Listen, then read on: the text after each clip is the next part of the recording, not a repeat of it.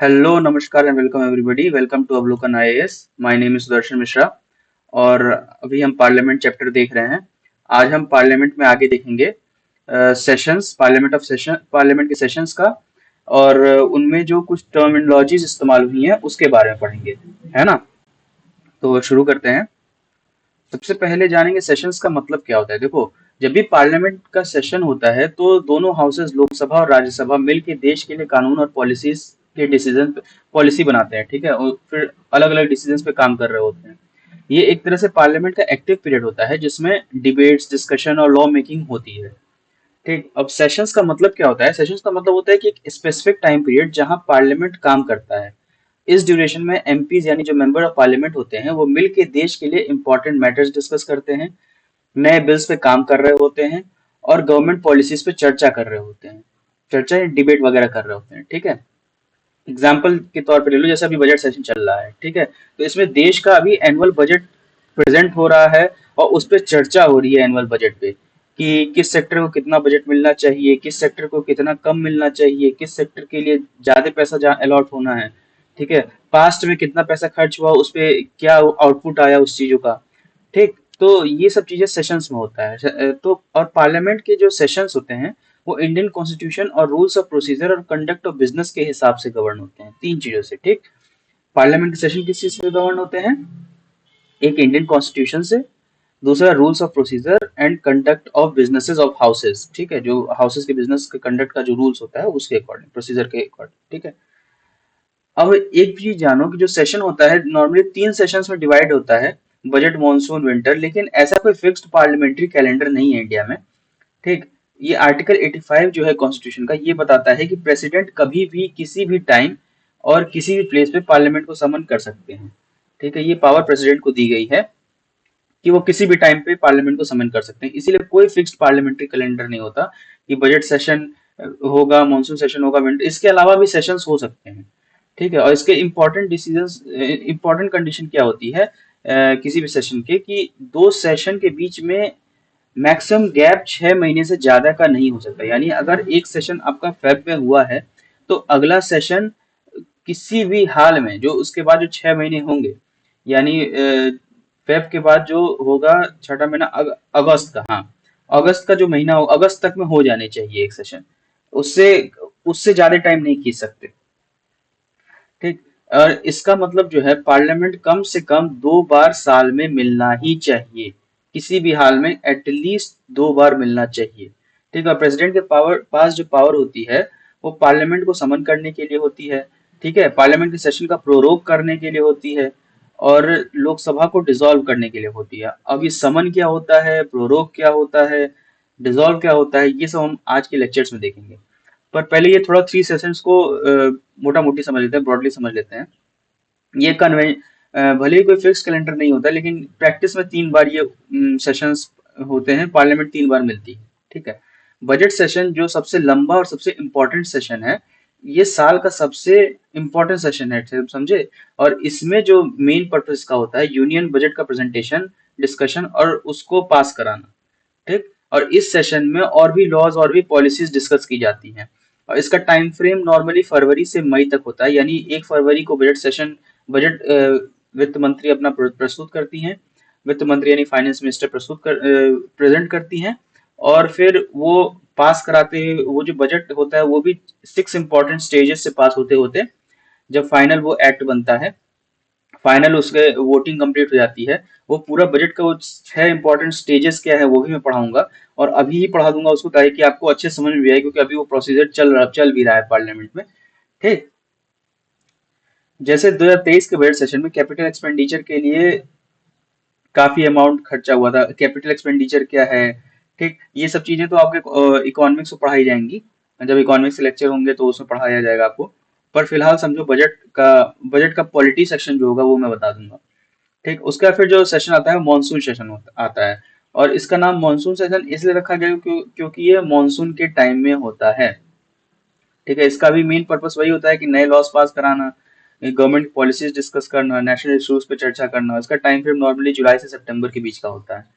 ठीक, उसके फिर विंटर सेशन आता है। विंटर सेशन का मेन फोकस होता है लेजिस्लेटिव बिजनेस और अर्जेंट मैटर्स पर चर्चा करना। इसमें कई इंपॉर्टेंट बिल्स पास कराए जाते हैं और इसका टाइम फ्रेम 2 महीने का, नवंबर दिसंबर का होता है। ठीक है, तो ये हो गया। और इसके अलावा जो होता है, 3 रेगुलर सेशंस के अलावा कभी कभी अर्जेंटली या एक्स्ट्रा ऑर्डिनरी मैटर्स के लिए पार्लियामेंट भी बुलाई जाती है, और ये प्रेसिडेंट ऑफ इंडिया के डिस्क्रिप्शन पे होता है कि उसको बुलाना है कि नहीं बुलाना। जैसे एग्जाम्पल के तौर पे आप याद होगा, कोविड 19 में पैंडेमिक के कारण पार्लियामेंट के सेशन को एडजस्ट किया गया था। ठीक है, उसको जल्दी बुलाया गया था। फिर 1991 में जब इकोनॉमिक रिफॉर्म्स लाने का समय था, तो भी स्पेशल सेशंस बुलाए गए थे नरसिम्हा राव के गवर्नमेंट के टाइम में। ठीक है, ये दो एग्जांपल्स हैं जब स्पेशल सेशन ऑफ पार्लियामेंट बुलाए गए थे। ठीक, इसके बाद हम डिस्कस करेंगे पार्लियामेंट सेशन के इम्पोर्टेंट प्रोसीजर्स। अभी जो मैंने थोड़ी देर पहले कुछ टर्म्स यूज किए थे, समन, एडजर्नमेंट और फिर प्रोरोगेशन वगैरह, तो उसके मतलब हम देखेंगे। ठीक है, सबसे पहला होता है समनिंग। समनिंग होता क्या है? समनिंग मतलब बुलाने की प्रक्रिया, मतलब समन करना। जैसे नॉर्मल टर्म्स में इसको वर्ड बाय वर्ड इसका मीनिंग होता है यही कि बुलाने का तरीका। समनिंग का मतलब होता है कि प्रेसिडेंट ऑफ इंडिया जो है ऑफिशियली पार्लियामेंट मेंबर्स को बुलाते हैं ताकि कि सेशन स्टार्ट हो सके। ठीक है, और ये कौन डिसाइड करता है कि सेशन का टाइम क्या होगा, ड्यूरेशन क्या होगा? ये जो डिसीजन मेकिंग बॉडी है वो कैबिनेट कमेटी होती है पार्लियामेंट्री अफेयर्स की। ठीक, जब मैं अभी पार्लियामेंट में ही आगे पढ़ाऊंगा आपको, कैबिनेट कमेटीज भी कई तरह की होती हैं, तो उसमें एक जो कैबिनेट कमेटी पार्लियामेंट्री अफेयर्स की होती है वो सेशन का टाइम और ड्यूरेशन डिसाइड करती है। फिर प्रेसिडेंट ऑफिशियली उसको नोटिफाई करके एमपीज को बुलाते हैं। ठीक है, और कितने गैप तक का सेशन नहीं हो सकता, ये मैंने आपको बता दिया है कि मैक्सिमम सेशंस के बीच का जो गैप है वो 6 महीने का है। मतलब 6 महीने से ज्यादा गैप नहीं हो सकता दो सेशंस के बीच में। मतलब प्रेसिडेंट को साल में कम से कम 2 बार पार्लियामेंट को बुलाना ही पड़ेगा। ठीक, तो ये होता है समनिंग। समनिंग का मतलब ऑफिशियली बुलाना, बुलाने की प्रक्रिया। ठीक है, फिर अगला जो टर्म आता है एडजर्नमेंट का। एडजर्नमेंट का मतलब बैठक को समाप्त समाप्त करना। ठीक है, एडजर्नमेंट का मतलब होता है कि हाउस का काम टेम्परेली सस्पेंड हो गया है। ये कुछ घंटों या कुछ दिनों या कुछ हफ्तों के लिए हो सकता है। उसके बाद वापस हाउस आकर के बैठती है। ठीक है, जैसे आपने अगर संसद टीवी देखोगे तो कई बार देखोगे कि एडजर्न कर दिया गया हाउस को। ठीक है, 2 बजे तक के लिए एडजर्न कर दिया गया, या फिर शाम तक के लिए एडजर्न कर दिया गया, या फिर कल तक के लिए एडजर्न कर दिया गया। ठीक, तो ये एडजर्नमेंट का मतलब होता है। फिर adjournment sine die. Adjournment sine die क्या होती है? जब पार्लियामेंट की सिटिंग बिना किसी नेक्स्ट डेट के सस्पेंड हो जाती है तो उसे एडजर्नमेंट साइन डाई कहते हैं। ठीक है, इसका डिसीजन जो है प्रिसाइडिंग ऑफिसर यानी लोकसभा में स्पीकर और राज्यसभा में चेयरमैन लेते हैं। ठीक, और इसका एक एग्जांपल दूं मैं, अगर किसी रीजन से पार्लियामेंट में प्रॉपर डिस्कशन नहीं हो रहा है और बार बार डिस्टरबेंसेस हो रहे हैं, ठीक, तो जो स्पीकर होता है वो फिर एडजर्नमेंट साइन डाई कर लेता है। ठीक, और स्पीकर या चेयरमैन कभी भी एडजर्न हाउस को भी बुला सकते हैं। ये पावर जो होती है, जैसे साइन डाई कर दिया, ठीक है, तो एडजर्न हो गया हाउस, तो अब उसको वापस बुलाने के लिए वो स्पीकर या चेयरमैन कभी भी बुला लेता है। ठीक, फिर आगे मूव करते हैं हम। प्रोरोगेशन, जो अभी मैंने टर्म इस्तेमाल किया था प्रोरोगेशन का। तो प्रोरोगेशन का मतलब होता है सेशन का अंतिम समापन। ठीक, जब president of India officially announce कर देते हैं कि सेशन एंड हो गया है, तब उसे प्रोरोगेशन कहते हैं। ठीक, इसका प्रोसेस क्या है? प्रोसेस ये है कि पहले स्पीकर या चेयरमैन एडजर्नमेंट साइन डाई कहते हैं, अनाउंस करते हैं। ठीक है, उसके कुछ दिनों बाद प्रेसिडेंट प्रोरोगेशन का नोटिफिकेशन इशू कर देते हैं। ठीक, जैसे चेयरमैन ने एडजर्नमेंट साइन डाई कर दिया, उसके बाद फिर ये हुआ कि नहीं, अब इसके बाद नहीं बैठेगी पार्लियामेंट या हाउस नहीं बैठेगी, तो फिर प्रेसिडेंट उसको प्रोरोगेशन का अनाउंसमेंट कर देते हैं। ठीक, और एक और चीज है कि प्रेसिडेंट जो है वो कभी भी हाउस को सेशन के बीच में भी प्रोरोग कर सकते हैं। ठीक, सेशन के बीच में अगर उन्हें लगेगा कि नहीं अब हाउस को प्रोरोग कर दो, मतलब सेशन का अंतिम कर दो, तो वो चाहे तो वो कर सकते हैं, प्रेसिडेंट के पास ये पावर होती है। ठीक है, उसके बाद हम पढ़ेंगे कोरम। कोरम क्या होता है? कोरम होता है कि मिनिमम मेंबर्स की रिक्वायरमेंट। आपने अगर प्रीवियस से क्वेश्चन देखा होगा तो उसमें कई क्वेश्चंस में कोरम का टर्म भी इस्तेमाल हुआ है। तो कोरम का मतलब यही होता है कि जो मिनिमम नंबर ऑफ एमपीज जो प्रेजेंट होने चाहिए ताकि कि हाउस का काम शुरू हो सके, उसे ही कोरम कहते हैं। ठीक है, और ये कोरम होती कितनी है? कोरम नॉर्मली 10% होती है, यानी जितनी भी लोकसभा की सीट है या राज्यसभा की सीट है, लोकसभा की सीट का 10%, राज्यसभा की सीट का 10%, यानी लोकसभा की 10% कितनी हुई, 545, 545 मेंबर्स हैं, तो उसका 10% 54.5, तो फिर उसको 55 मेंबर्स लेते हैं, क्योंकि आधा मेंबर तो रखेंगे नहीं, किसी को बीच में से आधा रख करके तो करेंगे नहीं, तो इसीलिए 55 मेंबर्स लेते हैं। और राज्यसभा की सीट कितनी है अभी, 250, तो फिर 250 का 1/10 यानी 25 मेंबर्स। ठीक है। अगर कोरम पूरा नहीं होता है तो प्रिसाइडिंग हाउस ऑफिसर जो है वो हाउस को सस्पेंड या एडजर्न कर सकते हैं। ठीक। और जैसे एग्जाम्पल के तौर पे मैं बताऊं कि अगर लोकसभा में सिर्फ 40 एमपी प्रेजेंट हैं तो स्पीकर मीटिंग सस्पेंड कर देता है जब तक रिक्वायर्ड 55 मेंबर्स नहीं आते हैं। ठीक। फिर रिसेस क्या होता है, ये हो गया कोरम। कोरम के बाद आता है रिसेस। रिसेस क्या होता है, रिसेस होता है कि जब एक सेशन प्रोरोग ऑफिशियली एंड हो जाए और नया सेशन स्टार्ट होने में टाइम हो, तो उस बीच के पीरियड को रिसेस कहते हैं। सिंपल शब्दों में इसको बोलें तो दो कंजिक्यूटिव सेशंस के बीच का जो टाइम गैप होता है वही रिसेस होता है। जैसे अगर मॉनसून सेशन सितंबर में एंड हो गया है और विंटर सेशन नवंबर में स्टार्ट होगा, तो सितंबर से नवंबर तक के बीच का जो टाइम पीरियड होगा ना, वो रिसेस कहलाएगा। ठीक।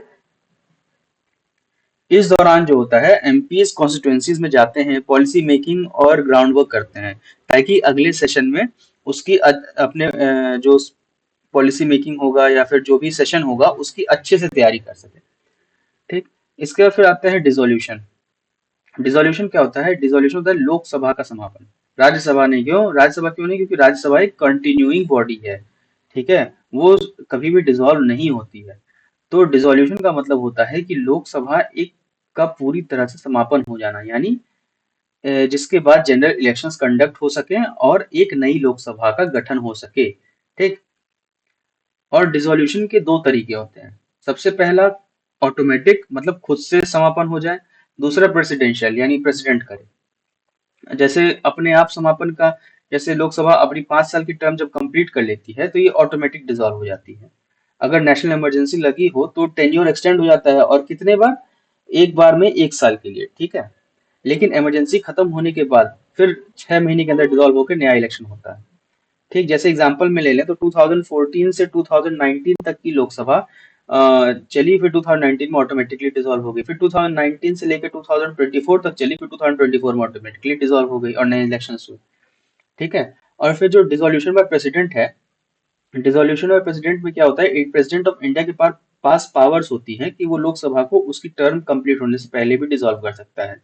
और ये नॉर्मली तब होता है जब गवर्नमेंट मेजोरिटी लूज कर देती है। जैसे कोई गवर्नमेंट मेजोरिटी में नहीं है और नए इलेक्शंस जब मेजोरिटी में है ही नहीं, तो वो पब्लिक का पॉपुलर सपोर्ट में है नहीं, पब्लिक के पॉपुलर सपोर्ट में नहीं है, तो डेमोक्रेसी के हिसाब से तो वही जीतता है जो वही रूल में रहता है जो पब्लिक के सपोर्ट में हो, पब्लिक के सपोर्ट से आया हो। ठीक है। तो अगर उसके पास मेजोरिटी नहीं है, तो मतलब पब्लिक का पॉपुलर सपोर्ट है ही नहीं, तो नए इलेक्शंस कराना जरूरी हो जाता है फिर उस केस में। इसलिए प्रेसिडेंट क्या करते हैं, ऐसी पार्लियामेंट को, ऐसी लोकसभा को डिसॉल्व कर देते हैं। ठीक है। तो और एक बार प्रेसिडेंट लोकसभा डिसॉल्व कर दी तो इस डिसीजन को बदला भी नहीं जा सकता, कि यानी अगर उन्होंने एक बार भेज दिया कि हाँ ये डिसॉल्व हो जाए तो उसका फिर बदला नहीं जाएगा।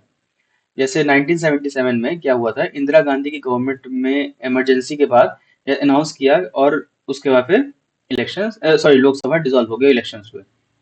फिर वही चीज 1999 में भी हुआ कि अटल बिहारी वाजपेयी ने मेजोरिटी लूज की और प्रेसिडेंट ने लोकसभा डिसॉल्व कर दिया, और फिर नए इलेक्शंस हुए, नए इलेक्शंस में फिर वापस अटल बिहारी वाजपेयी जीत करके आए।